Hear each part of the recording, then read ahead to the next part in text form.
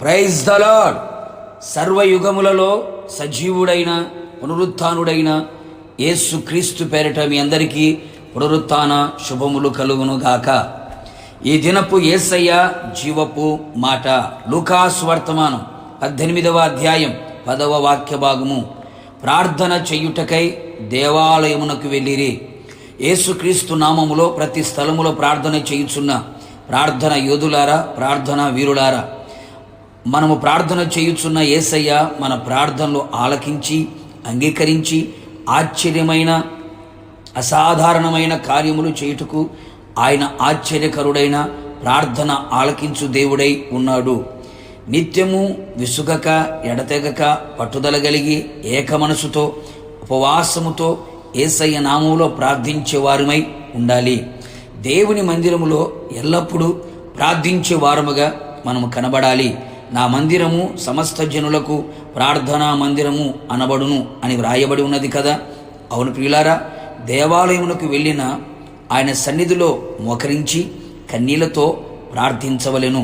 అనేకులు ఆత్మీయులు క్రైస్తవులు దేవుని మందిరమునకు వెళ్ళిన ప్రార్థన చెయ్యని వారిగా కనబడుచు ఉన్నారు. మనము అలాగున ఉండక తప్పక ఆయన సన్నిధిలో ఆయన ఆలయములో ప్రార్థించదము. కృతజ్ఞతాస్తుతులతో కూడిన ప్రార్థన మనము చేయునప్పుడు ఆయన మనలను తన ప్రార్థనా మందిరములో ఆనందింపచేయును.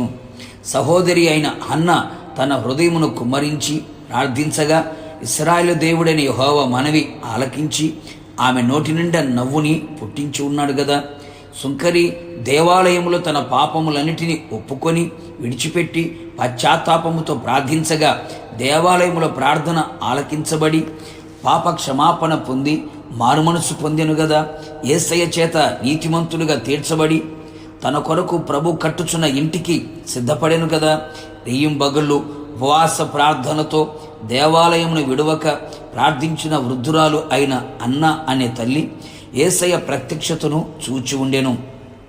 సొలొమోను మహారాజు కూడా దేవాలయములోకి వెళ్ళి మోకరించి ప్రార్థించి తన జనులను దీవించినప్పుడు తాను చేసిన ప్రార్థనలన్నీ ప్రభు ఆలకించి పరలోకపు అగ్నితో దిగవచ్చును కదా. అంతేగాక అపోస్తుడైన పౌలు గారు దేవాలయములో ప్రార్థన చేయుచుండగా పరవశుడై ప్రభువును చూచెను కదా. కావున నా దేవుని ప్రియులారా, తప్పక మనము దేవాలయమునకు వెళ్ళవలెను. దేవాలయమును విడవక ఉండెదము.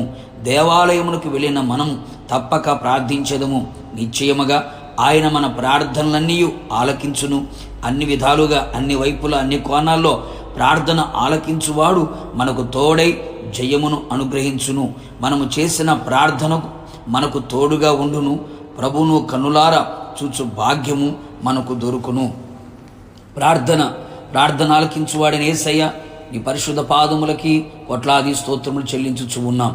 అవును తండ్రి, పునరుత్థానపు దినమున మీ దేవాలయములో మేమంతా ప్రార్థించు వారిగా చేయమని కోరుతూ ఉన్నాం. మీ దేవాలయమును విడువక దేవాలయమును నిత్యము ప్రార్థించున్నట్లుగా కృపదయ చేయండి. అనేక మంది పరిశుద్ధులు భక్తులు దేవాలయములో ప్రార్థించి ఆ ప్రార్థన మూలముగా ఎన్నో గొప్ప కార్యాలు వారి జీవితంలో అనుభవించి ఉన్నారు.